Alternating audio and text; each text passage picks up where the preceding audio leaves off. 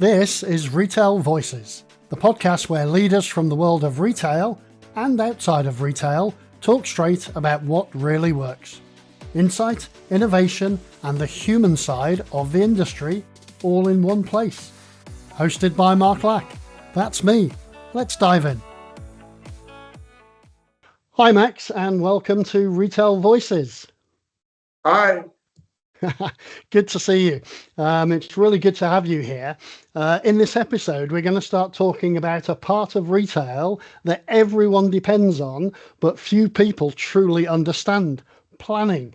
Now, I know that you founded 7thonline to fix the gap between forecasting and reality. And today we're going to explore why planning still breaks, what AI can and can't do, and how retailers can plan smarter in 2025 and beyond. What I'd like to understand from you initially, as part of your introduction, is what was the original broken moment you saw in retail planning that made you create 7thonline, and what's still broken today that surprises you? Yeah, so I first start getting involved with the retail business in early 90s, quite some time ago, which was right after I dropped out of my PhD study of electrical engineering. As an engineering student, everything has to have logic. So Yes. when I come to the retail industry, I was shocked. Millions, hundreds of millions, sometimes billions of dollars of inventory decisions are made without much, logic behind. Yeah, from the Right? gut, yeah.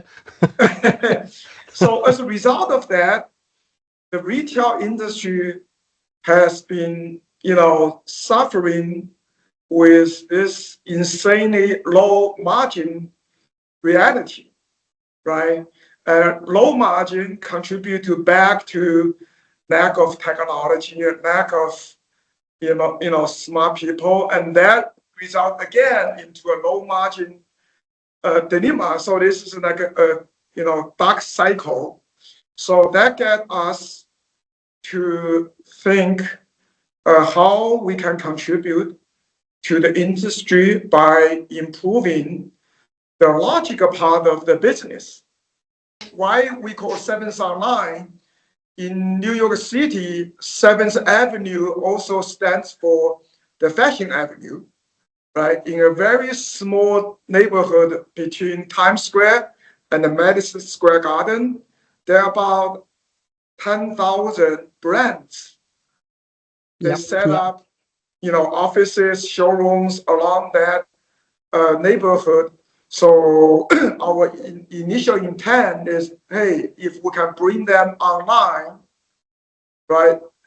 This is in the beginning around 99, 2000. So which was really early on when internet first became the buzz for every businesses. Just like today, AI has been the buzz for all the businesses. So our intention was to bring all this fashion business online. So it's called a 7thonline. Okay, I mean that's really interesting, and it's a really great journey. I mean, I know that I've been making decisions from my gut about billions of dollars of inventory over the years that I've been in retail, and when I first started in retail to do our inventory, we were using punch cards, so that's how long I've been in retail. Which was the technology of the day, rather than using a stock card. I mean, we use stock cards, but we also use punch cards. Now I've been in retail for nearly 40 years, and what I've seen grow exponentially is the amount of signals and noise. There's a lot of data, a huge amount of data that we have access to. If you could print one KPI on every planner's wall, what would it be, and what's the most overrated or underrated forecast signal you've ever seen? Yes. So if I'm a planner for a retailer, I would like to bring one thing, above my computer screen, so that every day I remember myself, this is what I want to achieve, is increase our business net margin by 1% every other year, right? Oof, okay. So this industry, the margin challenge is really the most depressing reality people have been facing. Everybody works so hard, right? You are living with this 5 to 10% margin. In college, we studied system engineering. We have something called a margin of error, which is 5%. Wow. So Yeah. anything within 5%, you can pretty much ignore, Yes. right? So my number one KPI I would like to remind myself is, how about, give this organization I work for a, a percentage boost, not aggressively like every year. That's, maybe not reality. So maybe every other year, every other 3 years, but at least you have a trajectory going up in terms of improving the bottom line. The most overrated, I believe personally, the planning, a signal is probably, everybody talk about macro trend, right? And so I said to my clients, my friends in the industry, how about looking at your own data, the micro trend, right? Look at what you can conquer first. Of course, down the road, when you are fully, embrace your internal data, navigate your data, and also improve your internal efficiencies, then you can, look outside, getting some other elements to improve your planning efficiencies. Underrated element in the planning is out of stock, right? I believe people have overlooked out of stock, how much impact, negative impact, has been on business year over year. Is, how to really understand how much out of stock has caused business loss, right? Loss of opportunity. And there's science behind. So how are you going to calculate what out of stock really result in how much business loss? I don't think today there are enough solutions for that. But we have done this over 20 years, really help our customers to go back to the data. Yep. If your sales is zero and your inventory is zero, right, that means you don't have enough inventory to sell to your clients. And what if you have enough inventory? What additional sales you can generate? So, and then we help our customers to backfill the POS data, right, with the lost sales numbers, so that in the future you are forecasting based on a sort of ideal scenario. Of course, at the same time, we try to filter out unproductive sales. Yep.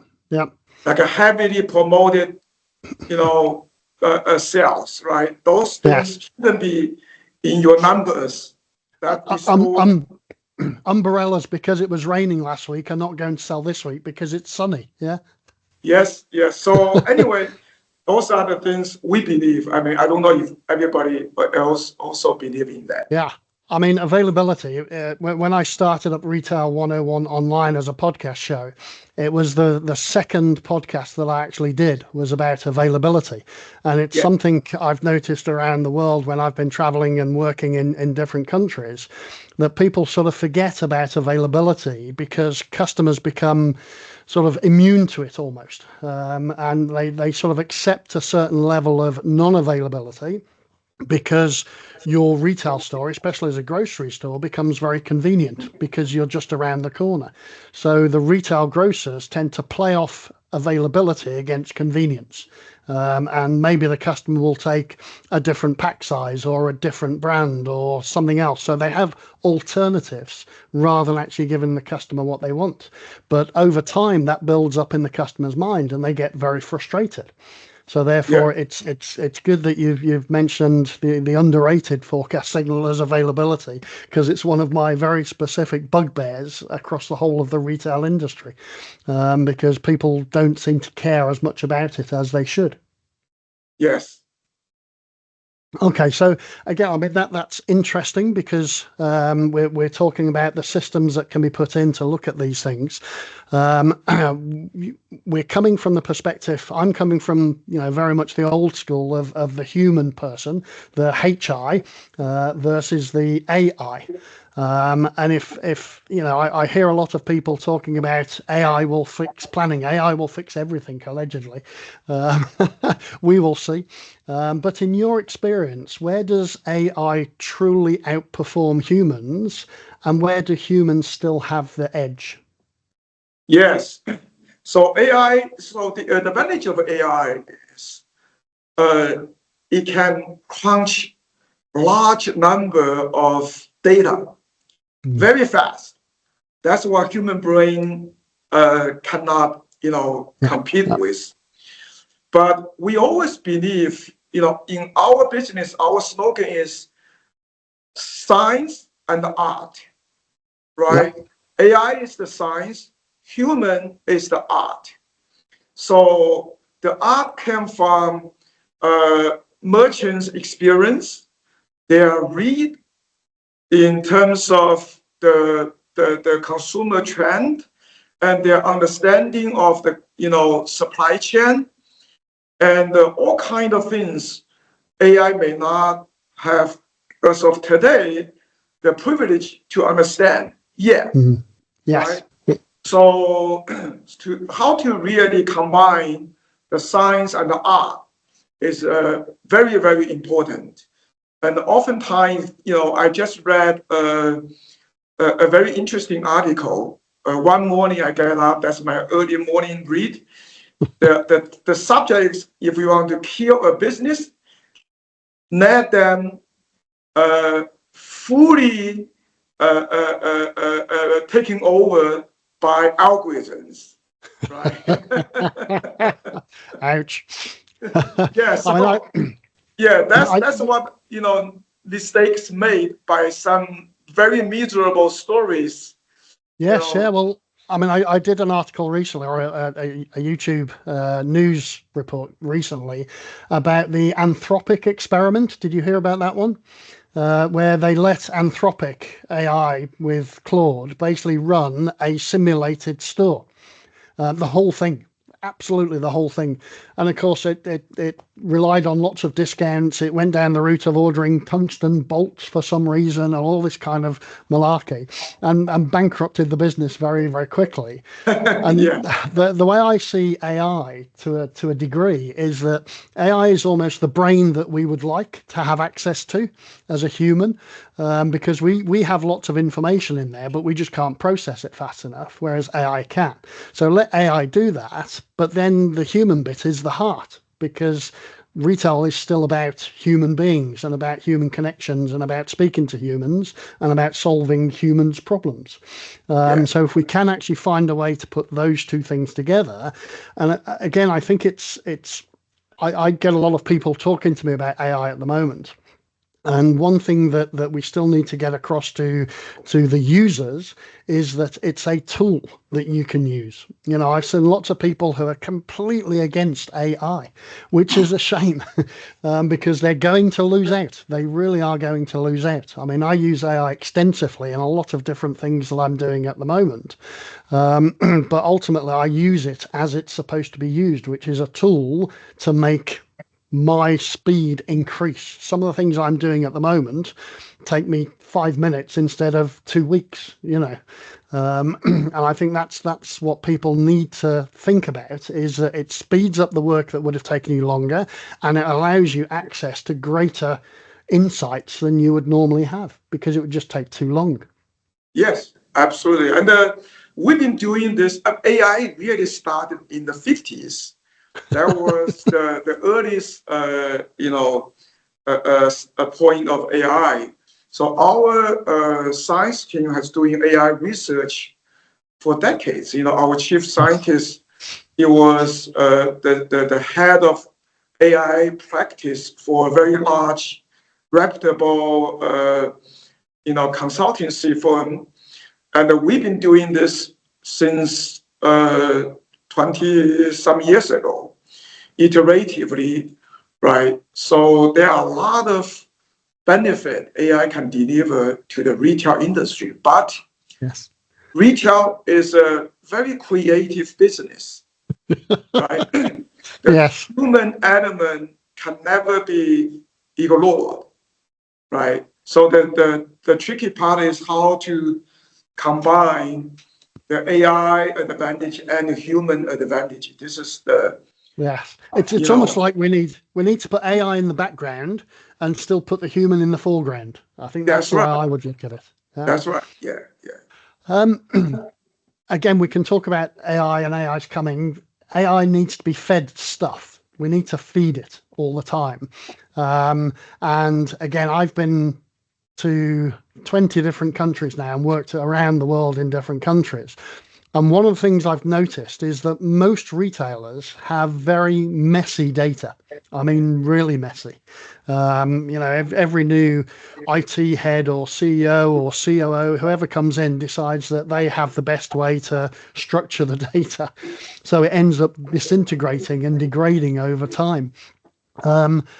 What do you think would be the first 2 or 3 steps that any retailer should take before investing in any AI planning tool? Yeah, that's a really great question. We actually has been in the middle of this whole data issue.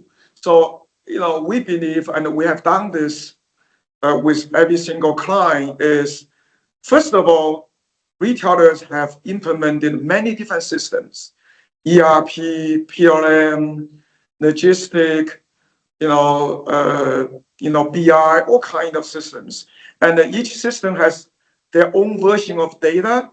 So number one, retailers needs to have this thing called the master data. Yeah. Right? The master data will put in data integrities and have one version of truth. Otherwise, one product may have different prices in 3 different systems, and which one wins, right? And the business needs to make that decision before you embrace our AI.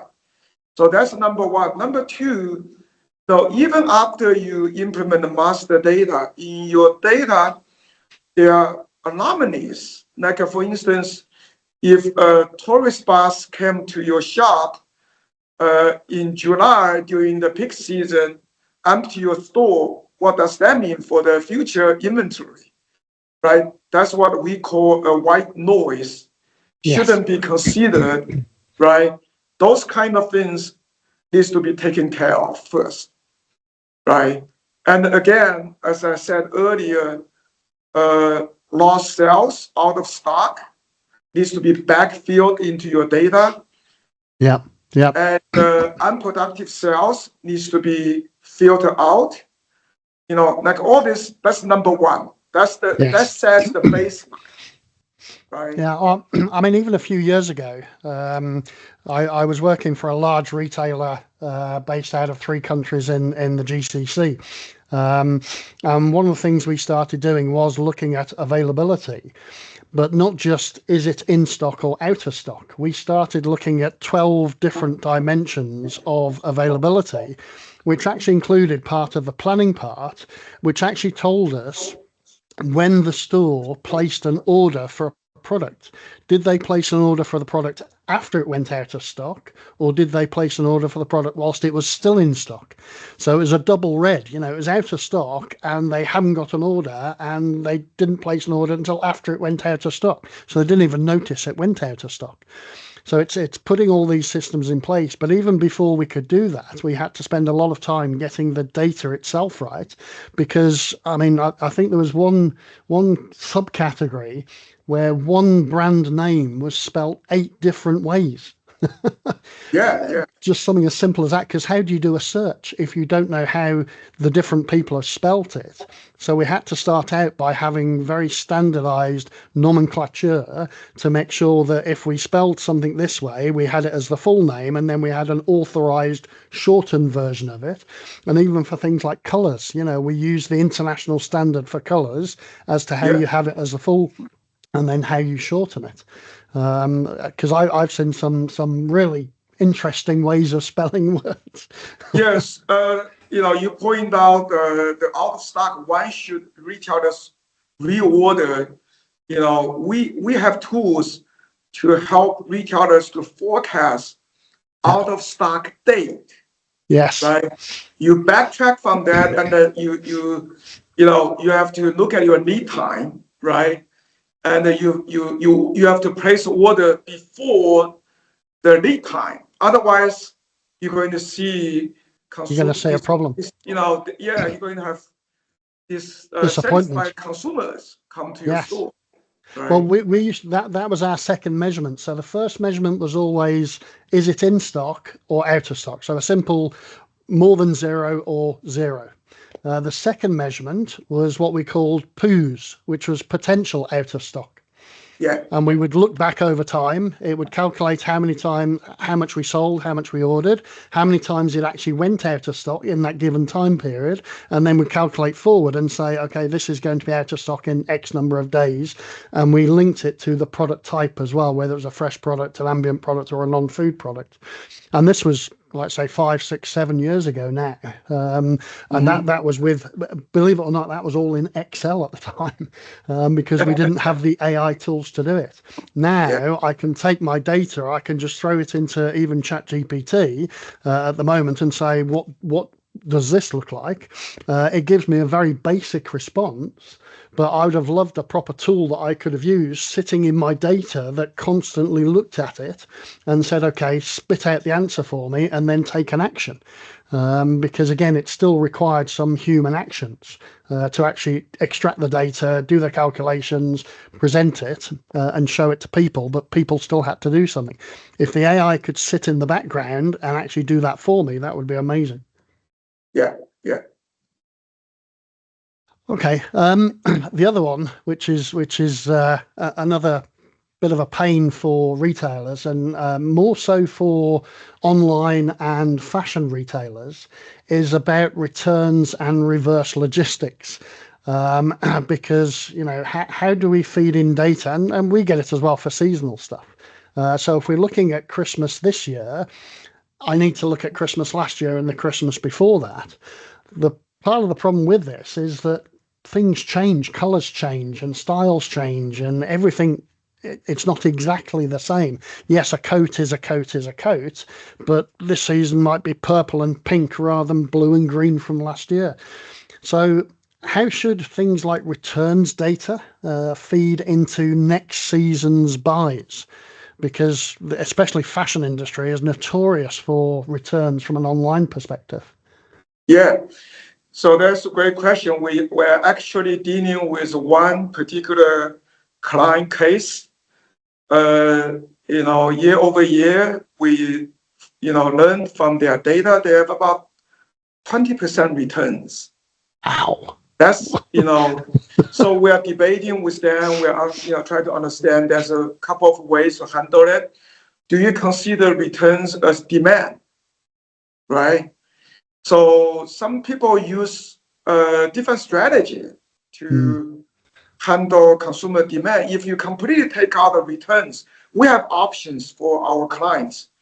In our system, you have a flag. You want to forecast based on gross sales, or you want to focus based on net sales? Net sales, yeah. Right? Yeah. If retailers, they have a strategy to encourage, customers to buy and return some. If you focus based on net sales, you may have problem because then the customers have find no enough inventory to buy because so how much return you should factor into your future data. That's debate. So we have to work with the clients. Sometimes they have to make business decisions. Yes, of course. Yeah. Do you want It to should be an encouragement to buy. Exactly. You want to make them have less returns or maintain the same returns. What will be so? This is another science and art needs to be talking to each other, right? It's not just purely a science problem. It's involved with business process improvement or strategy. So, but in our system, we build flexibility for our clients to go with any way they would like to choose, or they may want to start with net sales first, and then see and then maybe taking out certain returns, maybe 50% out of the gross sales, and so on and so forth. It's really a business subject also. I think also there's a question of how they get the customer's feedback as to why that item has been returned. Was it just that people didn't like it? Did it not look like the picture? By the time they got it home and they tried on the jeans with the top that they wanted to wear with it, it didn't look right because they didn't do it in store. So are there the better ways of retaining the sale rather than almost encouraging the return? Yeah. So it's the size not as descriptive or common. Like all this size, every designer have their own size strategy, right? Women's apparel, they always want to have the size number smaller, right? Because people feel a little bit better. I'm a size 8, but if I get size 6, do I feel psychologically more comfortable? There's all kind of this. Is your size, cost return, or the picture, and the look is so much different than the actual product. So people have to understand those elements of the business and what needs to be improved. So, this should be combined with customer service, right? Yep. So yeah. Yeah, and I think that's the key. And again, we get onto an interesting sort of conundrum after that, which is the sort of guardrails and reality checks. And I think we have to look at some guardrails sitting above an AI forecast. In terms of presentation, stock, capacity, labor, or others, to keep the model grounded. And I know that when I was speaking to a company a couple of years ago who came to sort of present to us about AI, they almost said that, again, AI is supposed to be there, but the human still needs to have those checks and have that reality check on what's happening. Otherwise, they might just run away with not a built-in bias, but a misunderstanding that isn't in the model. Because if we feed the model, if you don't feed all of the right inputs into the model, it will miss something, much like we as humans would miss something, but we would see that there's an element missing just by looking at it. And I think that's another thing that we need to look at is how do we place practical guardrails to keep the model grounded? How do we test it to make sure it works? Yeah. So as 7thonline is in the AI application field. And we've been doing this for many years. So iteratively, we've been right into the guardrail issues, right? So this is what the inputs we need to add into the models, right? So as a common application development methodology, you have to allow users to input, for instance, capacity, right? I have a very interesting example. Our chief scientist many years ago told me a story. He used to manage a general merchandise business. One of the category is refrigerator, right? Their allocation system didn't consider capacity. And one Monday morning, he got a call from the store manager of a flagship store, and calling him said, "Dr. Hong, what's wrong with your system? My refrigerator pile all the way to the parking lot." So that was a real story because that system didn't consider the space. whatever Yeah. the refrigerator occupy the stock room, right? The square footage, and that's an example. So a real time proven AI system or any merchandise planning system needs to have those guardrails put in place. For instance, your minimum presentation, right? Yes. So all this, needs to be considered, and that's what mature system versus immature system can be, judged on. Oh, absolutely. I mean, every time that I've gone to a new country to start with a new business, um, and I've been looking at things like category management as a basic, because when I can see what's happening with the category tree, for example, it gives me an immediate idea as to how bad the data might be inside there. And when I start up a category management process, I always start with either frozen, chilled, or tobacco, because all three of those categories have fixed space allocations, because I can't make the chiller any bigger, I can't make the freezer any bigger, and I can't make the tobacco display any bigger.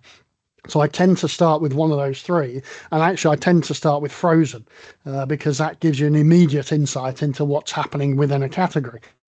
And a business that I started with a few years ago now, to actually fit every single SKU into the space that was required based upon just one single facing, I would have needed to have doubled the size of the freezer space. Which shows you Yeah, how bad it was. Items were standing upwards rather than being laid down so you could see the face of the product. So yeah, I mean, it's definitely very important to have all of these inputs to make sure that when the system starts up, it has the best information possible to be able to produce a result. Otherwise, it's the old adage, garbage in, garbage out. Yeah. that's right. Yeah. So the other one, I suppose, is the omni-channel truth, because click and collect, delivery, a lot of this will distort inventory visibility. I know a lot of people have put in, again, guardrails will say, there must be a minimum amount on the shelf. If it goes below this, then it's not shown to omnichannel and it's not shown to click and collect or delivery. But how do you keep store level availability honest when online and offline are competing for the same stock? Yeah. So we always have been in this type of situation and the challenges. 7thonline, we pride ourselves as a integrated, unified planning solution. Not only brick and mortar and the e-commerce, we also take in factors like different distribution channels like wholesale, franchises. So our clients use our system to manage all different demand signals from all different channels, right? So you need to have this centralized, unified place to forecast demand, to manage, all different kind of demand signals, right? Only have the reserve for certain channels may not be enough, right? You have to be dynamic. You have to be, using the most robust forecasting tools, right? And also the data formats are going to be all different. For instance, your wholesale channel may not give you the sell-through data, right? And you can only get sell-in data. Yes. What you're going to do with that? So your system has to be, robust enough to process both sell-through data and sell-in data, right? And e-commerce, I have this, we call the fourth dimension.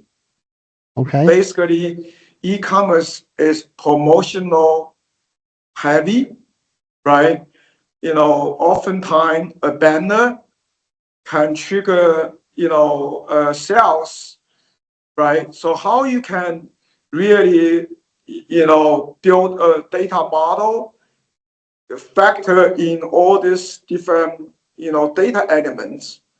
So this is what we have done. So we have a fourth, everybody talking about the cube, product, location, time. So we add another dimension called the why. Okay. So why the consumer bought such product at this website and at this time, right? It's because of a weather change. People bought down jacket more, or it's because of a banner, Easter, all kind of things you need to really factor in. And for wholesale channel, if you don't have sell-through data, how you forecast? So this is what 7thonline has done very uniquely. Right? No, that's really good. I mean, one of the things that I've also been looking at is how do I connect what I can do with my own stores data, and how do I connect that with the supply chain and with suppliers? Because oftentimes we can be a lot more advanced than the supplier themselves. So how do I work, and how much data should I share with my suppliers to get them involved with the whole supply chain? I mean, I remember 25 years ago now that I was working with a beverage supplier. And we were based in the Middle East, they were based in the Netherlands, and we used to give a 3-month forecast that used to include production time, shipping time, landing time, time on the dock, and then delivery to our warehouses. So it was quite a long process, a 90-day lead time, but it allowed us to make sure that we had the product on time in full that we'd asked for, because we shared the data with our supplier. Yeah. People seem very reticent to do this, and I don't know why. Yeah. So that's what, this is a great question. We've been embracing this we call collaboration, not only external retailer and supplier collaboration, I will talk about that later, and also internally, sales and operations collaboration. For instance, we allow merchandise planning team to do sales planning, which is unconstrained planning, right? Sky is the limit. What do you believe you can, satisfy consumer demands? Then when you come to operations planning, you have a lot of, constraints. You have capacity constraint, lead time constraint, MOQ constraint. So we allow 2 departments, the sales planning team and operations planning team, on the same platform. They're looking at the same data. Give you an example. If the sales planning team planning sell through 75%, and the operations planning team can so, you know what? I want to see, I know the inventory level, get the sell through to 120%, and test the, inventory, and then see how it will work, because I can make sure my second delivery will be able to come to the warehouse very quickly, right? This is the internal collaboration we can support. And 7thonline can also support between retailers and the suppliers collaboration. So we have B2C planning solution as well as B2B's planning solution. And we open the B2B planning solution to the buyers so that the buyers and account executives, they can collaborate on this planning process, because if the suppliers can, gain some, demand signals from their buyers, from the retailers, so everybody wins along the supply chain, right? Why not? So we have done this in the early days, in the first 10 years of our business, and we are continue driving this type of industry-wide collaboration. Yes, and that's key. Industry-wide collaboration, and then standardizing things across the industry. I mean, even something as simple as an invoice or a delivery note that we get. Different suppliers have different ways of formatting a delivery note or an invoice, and then of course it comes into our systems, and 95% of the time the invoice could be passed automatically if we standardize the way invoices were created across vendors, suppliers, and ourselves as retailers. But we tend not to do that, which to me, it's just daft. Yeah, that's true. And then, of course, the other thing with suppliers is, their job is to sell us stuff, not necessarily for us to sell it, because they want us to buy it and hopefully sell it. Their job is to sell it to us. So we often get a lot of new items to try, and zero or low sales history items. And this is always quite difficult, because if you've got no past history or past data, or the data perhaps is spotty and not complete, what would be your approach to that? How would you manage that? Yeah.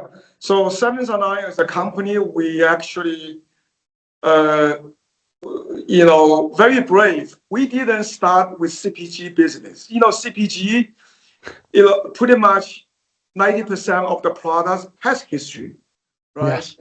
Yeah. A potato chip has been on the shelf for many years, Coca-Cola or toothpaste.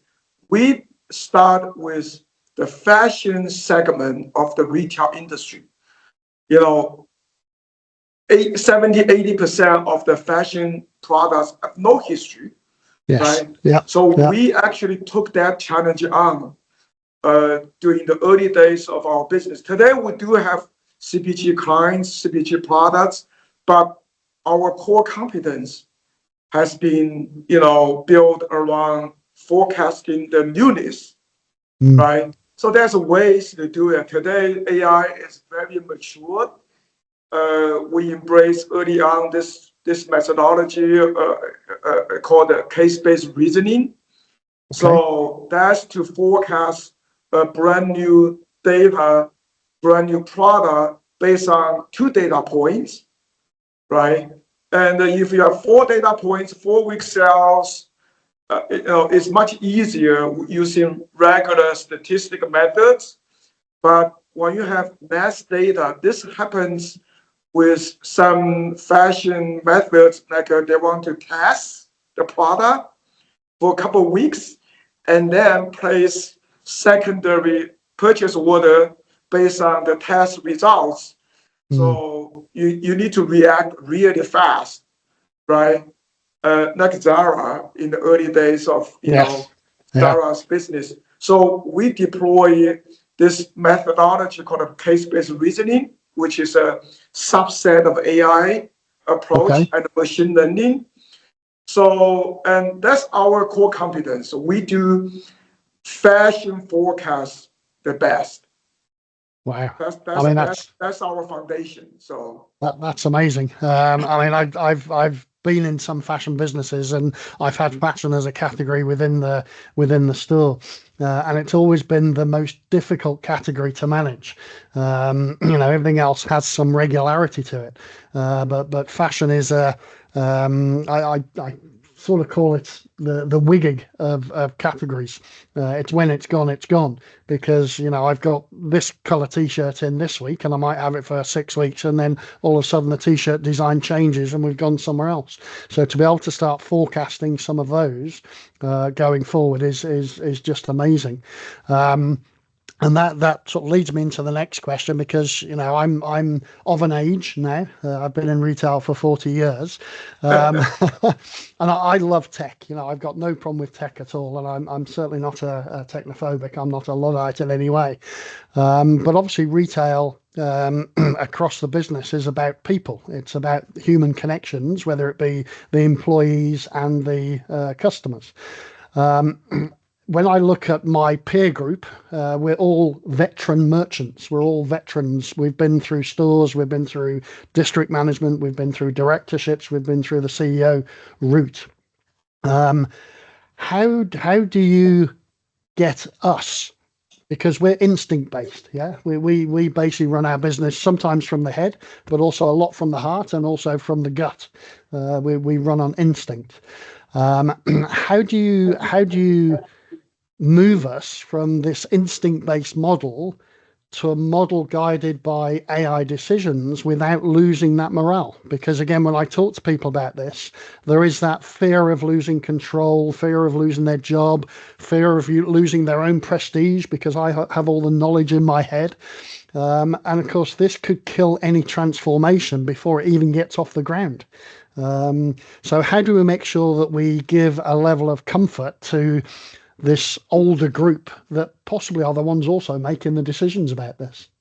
Yeah, that is a great question. We often run into that kind of challenges, right? The biggest dilemma for the retail industry and also supply chain as a whole is people has been very much depend on Excel for a very long time.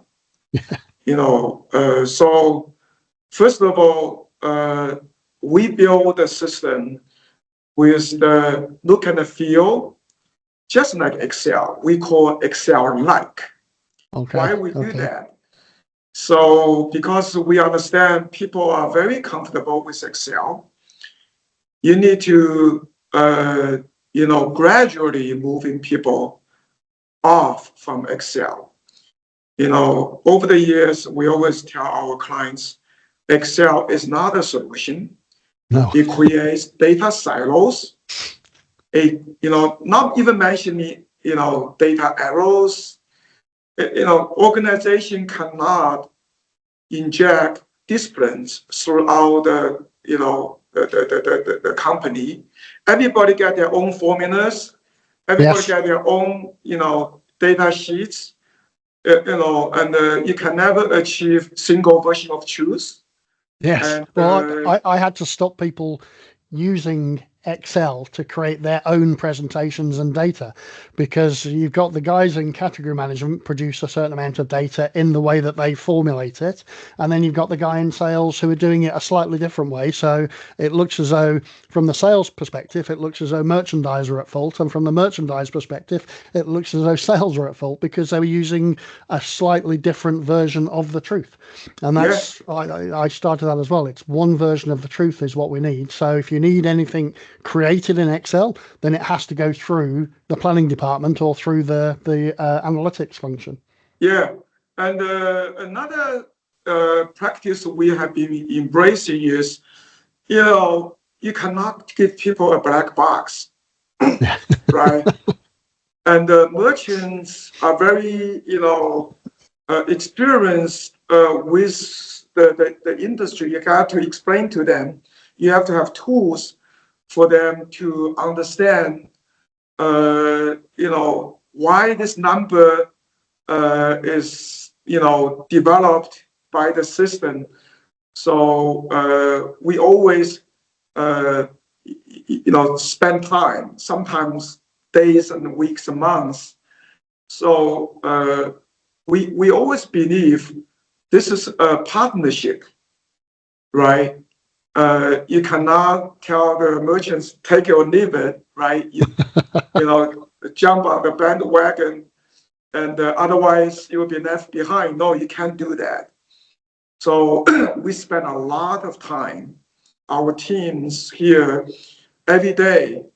Merchants ask questions, and we have tools for them to run some, scenarios, run some reports to explain to them why our allocation is a pull mechanism versus a push, right? The difference between push and a pull, we have to explain. The system has to be able to explain, the steps. It generates a pull number versus a push number, and then gradually merchants will be able to become part of the system instead of driven by the system, right? So this is with every client, we have this type of challenges or process to get merchants to really not only embrace the system, contribute. Yes. Almost 100% of our data models and capabilities, features are developed based on user inputs. Yeah, this is something. That's really important because, I mean, again, if I've had a lot of CFOs in the past, and because I've been very positive about doing these certain things, they've always been the sort of, okay, this is going to cost me money, as a CFO. So, when you're looking at the CFO, he's always looking at proof. He's looking at metrics. So what are the metrics that you would want to show to him or her that the transformation is actually working? Is it gross margin lift, stock turns, cash conversion? What are you showing him that makes him feel comfortable, him or her? Yeah, so this is a great question. We have done this since 25 years ago, and fortunately, one of our partners from the management consulting helped us to understand this. You have to show the CFOs the ROIs, and you have to have meaningful ROI, elements. For instance, for B2C retail, for brick and mortar and the e-commerce retailers, the element could be less markdown, higher inventory turns. But for wholesale distributor, it's going to be very different. Is something called order fill rates. Yes. Yep. Right. And many people don't understand this from the technology world. So, but we have done this for over 25 years with some of our large customers like Calvin Klein, like Birkenstock. It's really how to impact the order fill rate so that their distributors, their resellers get the right amount of inventory. Instead, they find, I cannot satisfy Macy's purchase order. I take dealers' purchase order to satisfy Macy's. That's called, in the industry, that's a jargon called stealing goods. So yes. for wholesale CFOs, we can actually, show them how much we can impact order fill rate at the same time, lower excess inventory. Order fill rate is a very powerful KPI. The increase of order fill rate goes directly to bottom line because all your costs beyond cost of goods sold is pretty much fixed, right? Yes. Yes. So this is what we can actually help CFOs to understand. This is not just CapEx, like an ERP system I spend without tangible, returns. This has meaningful returns to hand over to the CFOs to justify the capital investments. I mean, we used to look at OTIF, on time in full, from suppliers. Yes. And that was always an interesting one. And a particular business that I joined the first week or so, I asked about the OTIF. Because I'd asked about the availability first, and then because the availability was very bad, I asked about OTIF, and they'd never calculated it before, which meant the suppliers also weren't bothered by it if the retailer isn't. So when we did the first calculation, we had a 69% OTIF in terms of the orders we were placing versus what we were getting. So that led to the next question was, okay, what relationship do we have with our suppliers if we're only getting 69% of what we order? That doesn't help at all, and it doesn't help the supplier either if they're not able to fulfill. So if you look at that transformation, the first 90 days are going to be quite important. What are the 3 milestones that prove it's working? Yeah, so we believe every client, you need to try to understand their corporate strategy, right? So do they have too much inventory on hand, right? Is their master data not in good shape? So it depends on the corporate strategies. We have to determine before we even start the project, before we even install the system and train the users. So the first and foremost I have seen is, have we impact your data consistencies, right? That's number one. Another element is your system really delivering to fulfill your management strategies? Are you having too much inventory? So so one parameter we always help our clients, your pre-season buy has been 80%. Is that too much? Can we help you lower that to 70%?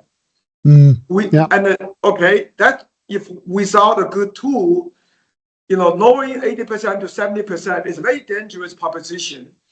You could face empty shelf, right? But with a tool in place, it guides the merchants to proactively, place the chase, right? To reorder ahead of time.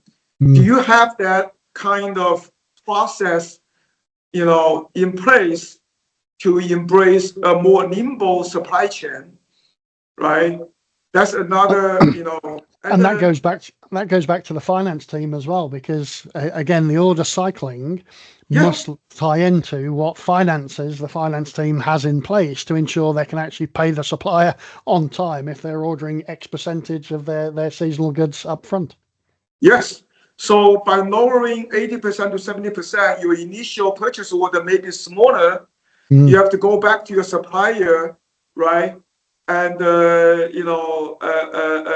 really work with your suppliers and make sure they understand, lower the initial buy is not all the purchase order, and how to really have a different relationship. And your supplier is going to be your partner, right? Expecting second purchase order coming. Right, and another thing is for finance team, you're going to have much more efficient working capital, right? Yes.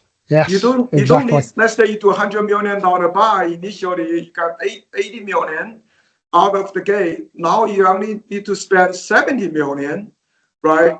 10 million working capital means a lot, right? Yes. And your second purchase order could be coming from your initial sales, right? So you don't need to go to factors with that $10 million additional cash, requirements. So all this are measurement for success. Absolutely. I mean, I did this with one retailer I was working for, where I showed them that the inventory reduction of just 10% inventory reduction, considering they were on over 109 days inventory at the time, could have actually opened up 5 more hypermarkets, just with that funding that was tied up in inventory. So, you know, I think sometimes people don't understand how much inventory impacts the business. So a quick follow-up question on that then, because we're talking about, you know, all of these things that are happening. What is one retail myth that you think needs to die? I'm going to say something really dangerous. I Okay. think probably 90% of the retail planning people may not agree. This one myth we have been facing, we have been seeing is this thing called a clustering, right? Yes. And retailers, year over year for the past 30, 40 years, since they start using Excel to manage their business, because of the Excel limitations, they try to group stores into A, B, C, D, E, F, G, whatever, you know, the grouping. We think that's the most damaging methodology. They need to relook at it. Unless they put one store in each grouping. Yeah. They can absolutely do that with today's technology, right? Yeah. There's no reason you cannot go down to each store, right? And each product category, each week to Yes. analyze your business. This is what people call localized demand. Yeah. But Well, this is. because Sorry. Excel, you know, this store clustering has been deeply into everybody's mind. Yeah. I Well, this believe, is. and we believe, is one of the fundamental problem of retail efficiencies. Yeah, I mean, I did a podcast on this a couple of months ago, which was the art of tap and cannery from 7-Eleven in Japan, which is basically the getting down to the most granular level at a product level in a single store, and empowering the store managers to take those decisions. And it was a really interesting exercise to look at how they do it, why they do it, and then what benefits they get from it. And I'm 100% with you. I mean, I've done clustering in the past because it was just an easy way of putting stores together that were nearly the same. But, you know, everything tells us from a customer loyalty perspective that we have a segment of one person, because I am very different to the next person, to the next person, to the next person. But even customer loyalty is now basically clustering people together into buying types. So it's not as personalized as they told us it was going to be. You know, all this data that we give them is supposed to personalize the data, so I get things for me. Now, I don't see that based upon the loyalty programs that I belong to and the emails and barrages and pop-ups that I get on my loyalty cards. I don't see that personalization because it doesn't mean anything to me. Some of these pop-ups, why would I buy that? You know, it's ridiculous. So it should therefore be the same for the store. That we make sure that each store is an individual store. The way we did it is that we worked on a core assortment that was about between 65 to 75% of the assortment was core, and it went in every store because a can of Coca-Cola is a can of Coca-Cola everywhere.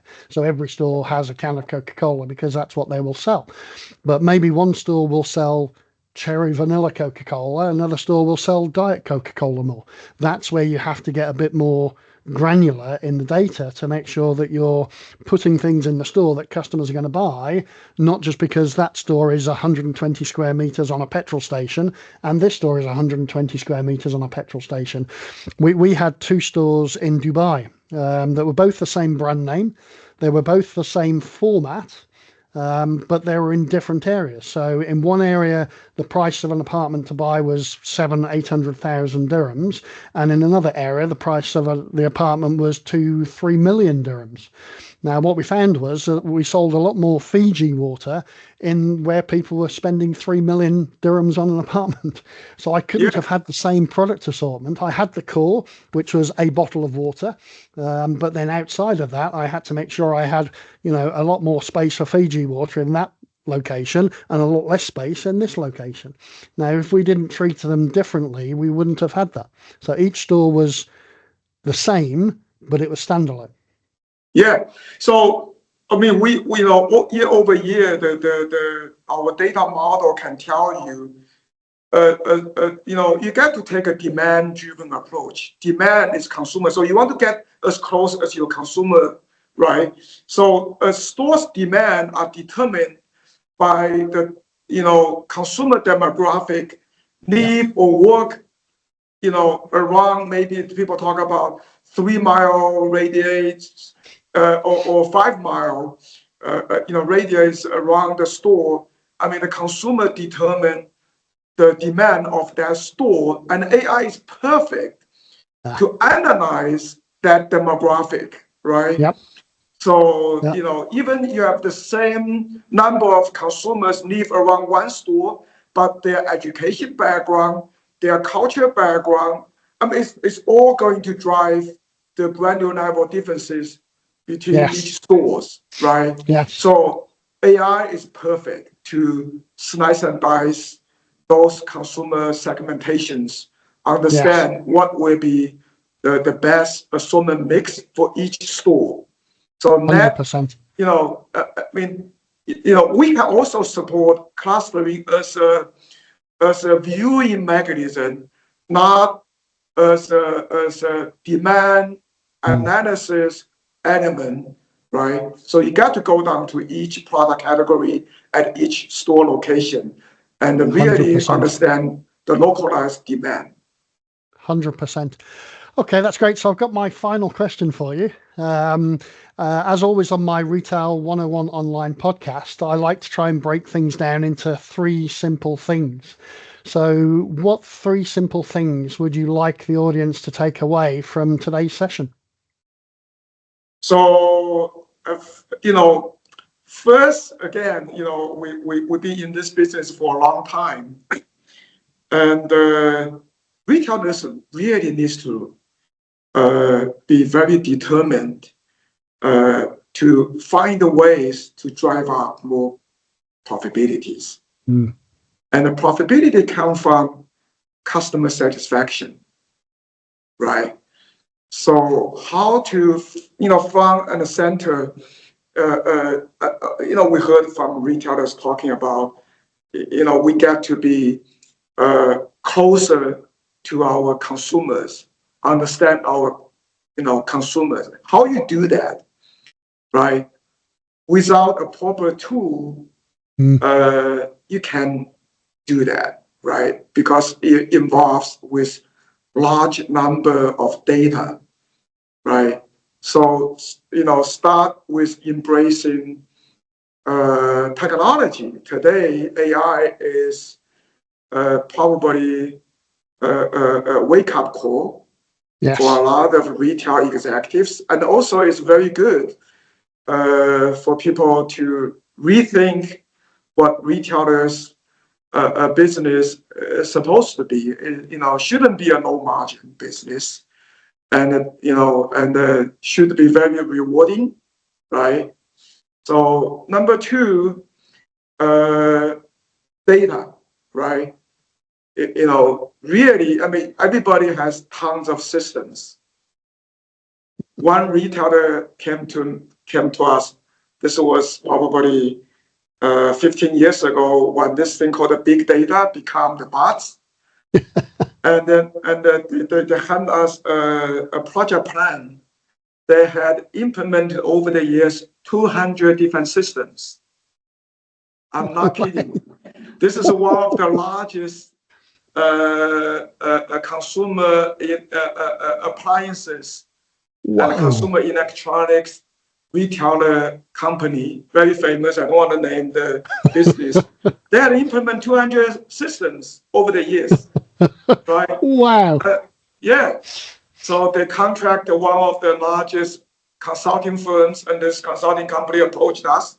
You guys are the domain expert. Can you also help us to really looking at it? So, and their initial plan is to put all these 200 systems data together. I said, don't do that.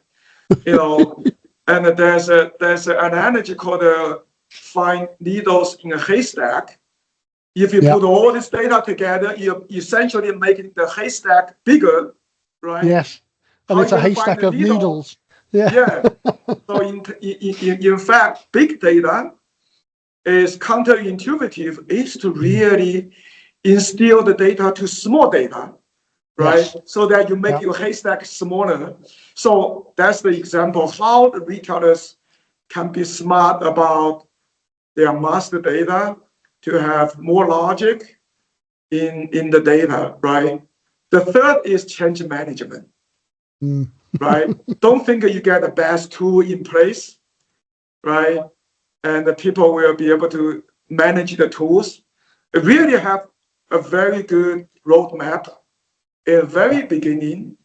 And there are a lot of lessons learned over the years, and many businesses like the consulting companies, like we have learned a lot over the years. What you can do to get the human aspect to really jazz with the science, right? People, always overlook that, and very sadly, that result in failures. Yes. Oh, yeah. Wasted billions, because the process starts and everybody seems okay, but then there might just be one guy. It can come down sometimes to one guy who doesn't want it to work, and they end up becoming the sort of saboteur or the down player or the grumpy bugger in the corner who says it's never going to work. And those are the people that you really want on board straight away. Because the naysayers are the ones that you can turn into champions, because if you make them comfortable, you take the fear away, because it's always about fear. Change management, I found, is all about fear, because people are moving into the unknown. So therefore, if we can remove that fear, then that person who would have been the biggest challenge to the transformation actually becomes the biggest champion of any transformation. Exactly. Yeah. So oftentimes it's just not one person. If you don't do change management well, a big portion of the workforce will go up against, because think about it, they've been using Excel for 10, 15, even 30 years. All of a sudden the freedom come with Excel will go away. Yeah. People don't like it. Oftentimes people don't like that, right? Yes. Well, I've seen people extracting the data out of the AI and still putting it into Excel. Yeah, of course. Yeah. Which is crazy. Okay, that's fantastic, Max. Thank you very much for joining us today. That was really good. It's a pleasure talking to you. No, it was very, very good. That was Max Ma, who's the founder of 7thonline, giving us a masterclass in how to bridge the gap between planning, execution, and AI. We'll be back soon with another Retail Voices episode. Check out retail101online.com for details of our upcoming guests. And don't forget to subscribe and ring that bell wherever you get your podcast fix. Welcome to the Retail Education Revolution.